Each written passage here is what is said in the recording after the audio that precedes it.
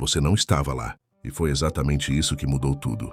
Não foi uma discussão que nunca aconteceu, ou a última conversa que deveria ter existido, mas não existiu. Foi a sua ausência. Simples, silenciosa, sem aviso. A ausência de você num espaço que estava acostumado a te ter.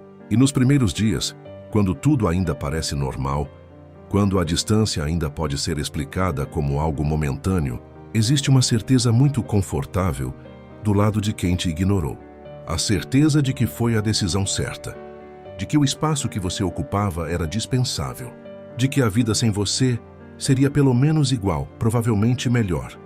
Mas essa certeza começa a rachar, antes mesmo que qualquer um perceba que está rachando. Neste vídeo, você vai entender o que acontece dentro de quem te descartou nos primeiros 30 dias sem você, e por que esse período revela mais sobre o peso do que foi feito do que qualquer conversa jamais revelaria. No início, nos 3, 4, talvez 5 primeiros dias, existe algo que parece confirmar que a decisão foi acertada. O alívio inicial, não porque você era um fardo, não porque sua presença pesava negativamente, mas porque qualquer decisão difícil, mesmo a errada, produz um alívio inicial quando é finalmente tomada.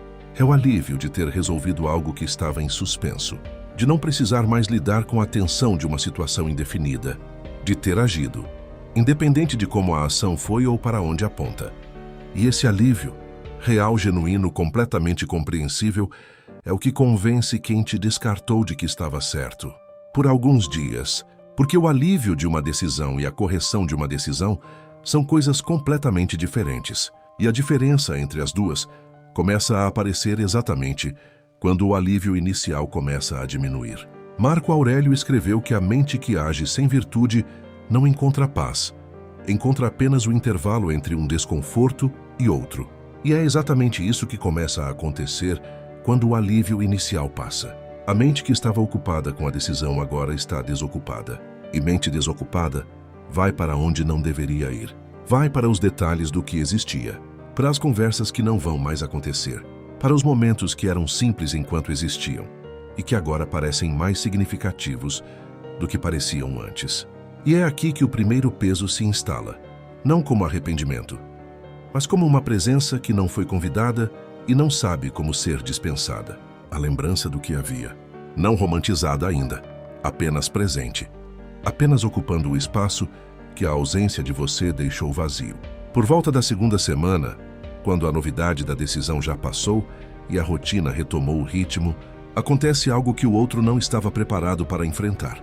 A comparação inevitável, não necessariamente com outra pessoa, com o silêncio, com a diferença entre como as coisas eram e como as coisas estão, com a percepção gradual de que certas coisas, conversas, gestos, presenças, simplesmente não existem mais da mesma forma. E essa comparação chega no momento em que algo acontece e o primeiro impulso é compartilhar com você.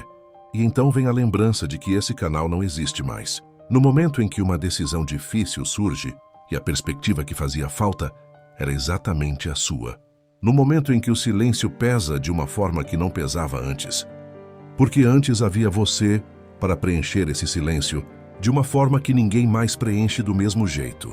Sêneca escreveu que só percebemos o valor real de algo quando o espaço que ocupava fica permanentemente vazio. E é esse vazio que a segunda semana começa a tornar impossível de ignorar. Não o vazio da saudade romantizada, o vazio concreto de algo que existia e que agora simplesmente não existe mais. Na terceira semana, quando já não é possível atribuir o desconforto à fase de adaptação, algo mais profundo começa a aparecer. A questão que não quer ser feita, não em voz alta, não de forma declarada que possa ser respondida ou debatida, mas internamente, naquele espaço onde a consciência fala antes que o orgulho possa intervir. E se foi a decisão errada? Essa pergunta não surge como certeza, surge como possibilidade. E possibilidade é suficiente para instalar uma inquietação que o orgulho consegue suprimir durante o dia, mas que reaparece nos momentos de silêncio, nos intervalos entre uma distração e outra, nos instantes em que a mente para e vai exatamente para onde não deveria. E é aqui que o peso do que foi feito começa a ter um nome. Não arrependimento ainda, porque arrependimento exige admissão E a admissão exige uma coragem que ainda não chegou, mas algo muito próximo disso. Um desconforto que não tem resolução fácil. Porque a resolução exigiria enfrentar o que foi feito, e enfrentar ainda parece mais assustador do que carregar. Epicteto ensinava que o maior sofrimento não vem do que acontece. Vem de perceber que havia uma escolha diferente disponível, e que essa escolha não foi feita. E é exatamente esse sofrimento que os 30 dias constroem lentamente, inevitavelmente, sem que quem o vive consiga identificar quando começou. Porque não começou num momento específico. Começou quando o alívio inicial passou. Cresceu quando a comparação se tornou inevitável e se aprofundou quando a questão que não queria ser feita começou a se fazer. E chegou ao 30º dia com um peso que o primeiro dia não poderia ter antecipado. Não porque você fez algo para criar esse peso, mas porque o que você era, o que você oferecia, o que representava naquele espaço, continuou sendo real mesmo depois de não estar mais presente. E o que é real não desaparece, porque alguém decidiu agir como se não fosse.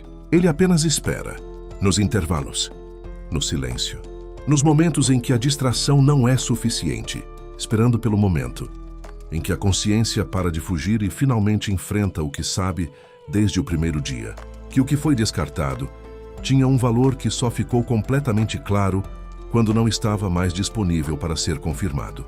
Você não precisa fazer nada com essa informação além de entendê-la. Não precisa esperar que o reconhecimento chegue. Não precisa que os 30 dias sejam declarados para saber que aconteceram. Porque o peso que se acumula nesses 30 dias não precisa da sua presença para existir. Ele existe independente de você, no silêncio de quem ficou, na consciência que não tem botão de desligar, no espaço que você deixou e que ninguém preencheu da mesma forma. Se essa reflexão fez sentido para você, curta o vídeo e inscreva-se no canal Dignidade Estoica. E lembre-se, os primeiros 30 dias sem você revelam mais sobre quem te descartou do que qualquer conversa jamais revelaria. Até o próximo vídeo.